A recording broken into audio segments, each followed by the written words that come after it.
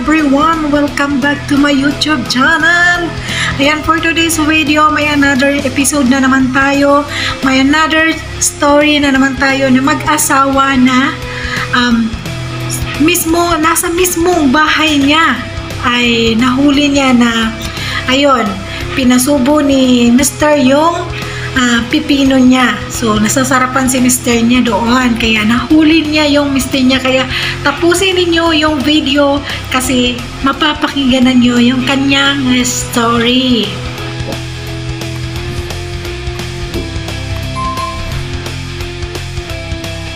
Nahuli ko ang mister ko na may sumusubo ng batuta niya. Hello Ate Rocky, tawagin mo na lang ako sa pangalang Marites. 20 years old, may asawa at isang anak na 4 years old. Third year high school lang ako nung makuha ako ng asawa ko. Crush ko kasi talaga siya, kaya naman nung magparamdam siya sa akin di ko na pinatagal at sinagot ko kagad siya. Tricycle driver ang work ng asawa ko, araw-araw siyang bumibiyahe. And madalas sa palengke siya nakapila doon kasi talaga maraming sumasakay. Isang beses, nung minsan akong sumama sa mister ko sa palengke, may napansin akong kakaiba sa mister ko at sa isang tindera doon ng karne. Iba ang mga tinginan nila. Siyempre ramdam ko yon kasi sa ganun din ako napasagot ng mister ko. Pero hindi ko yun binigyan ng kahulugan. Dumating pa ang mga araw, medyo late na akong umuwi ang asawa ko. Isang gabi, galing siya sa pamamasada. Tuwang-tuwa siya kasi medyo malaki ang kinita niya. Marami daw kasi tao na sumakay sa kanya. Tapos kinuha pa siya na mag-service ng mga nag-tour sa isa sa mga sikat na resort dito sa amin. Sakto pa dahil malapit na ang birthday niya, may panghanda na siya, may pandagdag pa sa ipon namin para kay baby. Fast forward, araw na mismo ng kaarawan ng mister ko, marami siyang dumating na bisita.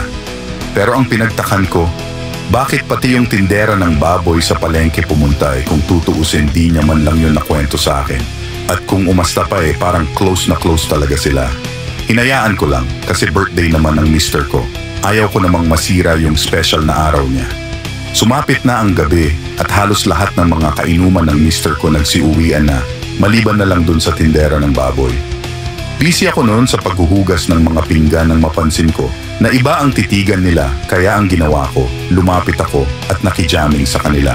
Since kaming tatlo na lang naman yung nandun sa sala. Kinukutuban talaga ako kaya bigla ako nakaisip na bakit hindi ako maglasing-lasingan para mas malaman ko pa anong meron kasi hindi talaga ako mapakali that time. So ayun na nga at ginawa ko. Tapos nagpanggap din ako na tulog na since nasa sala kaming tatlo. Doon lang ako kunyari humiga sa side ng mister ko. Sinadya ko na hindi humarap sa kanila. Simula paghiga ko nakiramdam ako sa paligid. Matagal pa silang nag-inuman hanggang sa naramdaman ko na tumayo ang mister ko at pinatay na ang ilaw sa pag-aakala niya na tulog na talaga ako. Pero hindi nila alam gising na gising ako, although nakapikit ako, pero ramdam ko ang nangyayari sa paligid ko. Una tahimik pa, not until napakan ng babae yung buhok ko. Di ako nag-react kasi baka mabulilyaso yung pagkukunwari ko na lasing ako. Maya-maya pa pareho na silang malikot sa tabi ko. Alam mo Ate Rocky, di na ako nakatiis pa, kaya unti-unti akong bumaling, pero nakapikit pa din. Ramdam ko na tumahimik bigla ang paligid nung bumaling ako, tapos di naglaon ganun na naman malikot ang mga galaw nila. At dahil doon, idinilat ko na ang mga mata ko. Nagulat ako sa nakita ko, actual sa harap ko talaga, kahit konti lang yung liwanag na nagmumula sa kusina. Kitang-kita ko yung kababuyan na ginagawa ng mister ko at nung tindera ng baboy. Nakasubo yung manoy ng mister ko sa bungganga nung babae at sarap na sarap naman ang asawa ko. Galit na galit ako sa nakita ko kaya dali-dali akong tumayo at hinila ko yung babae. Humampas ang katawan niya sa pintuan ng room namin ng asawa ko. Pati siya nagulat sa ginawa ko dahil sa liit ko namang ito naihagis ko siya ng ganun. Mas malaki siya kesa sa akin.